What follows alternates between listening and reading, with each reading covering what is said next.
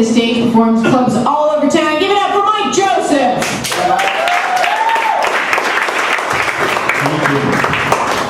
Alright, I'm not gonna ask you how you're all doing, because I don't give a shit, no offense. I mean, honestly, has anybody ever been on pins and needles waiting for that response? Anybody ever, ran out of the office, been like, wait, I gotta know how Bob's weekend was. I gotta know. I am a little bit about myself, divorced, which, not to disrespect any couples or anything, but it's fucking awesome. I've learned a lot about myself, but I think what I've learned the most is that I'm able to watch porn at full blast. For those of you in couples, you know what I'm talking about. You gotta wait for your significant other to fall asleep. And that's always difficult, you're offering melatonin, valerian root. You're like, I think there's a Benadryl in the cabinet if you need it. You just go the fuck to bed.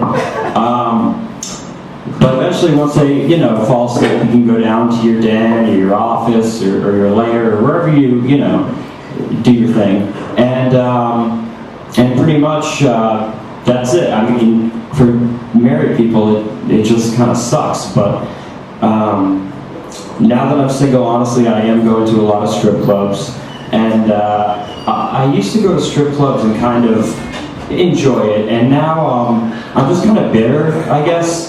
I don't really know why, but I figured out that I think it's because of jealousy.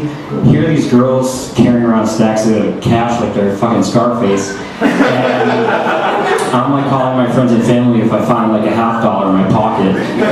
But and they're just making so much easy money for just showing a little skin. I mean, guys can't do that. Are you ever gonna see a restaurant called Balls? Guys, wait, just t-shirts, no pants, no boxers, balls chilling, just coming over to your table like, hey, how are you? How you doing?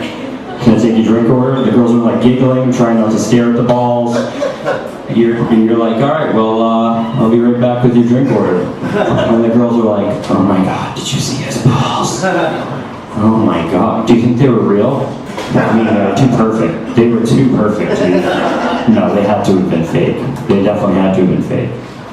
But, yeah, so because I don't want to get hepatitis C or bring a girl named Misty Mountain home for Rosh Hashanah, I am doing the online dating thing, which is a little tough, but it's really just because it's the back and forth of, are you a rapist? Because that's all they really want to know.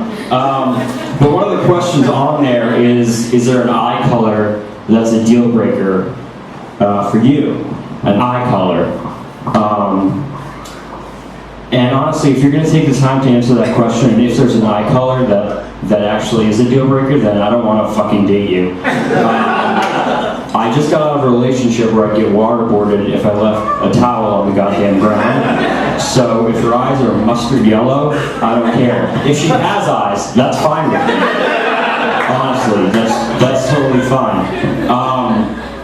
But I think my divorce kind of just didn't work out because I'm more laid back, easygoing. She was a bitch. She was more, that was kind of her personality. But my mom was always like, she's sweet, I'm gonna miss her. I was like, really? She hated you. She said you were materialistic and annoying, and do you still miss her?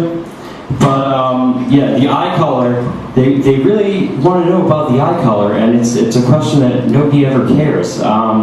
You're never ever gonna hear two guys at a bar sitting next to each other saying, oh my god, look at that girl's body, incredible, incredible, look at that face, she could be a model.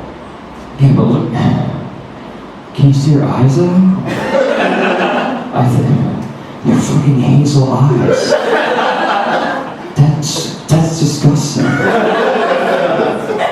Yeah, that's true, bro. I gotta have some standards. I mean, ugh. So what are you gonna do? Well, I just head home and turn on porn full blast, light some candles, and enjoy myself. Thank you very much.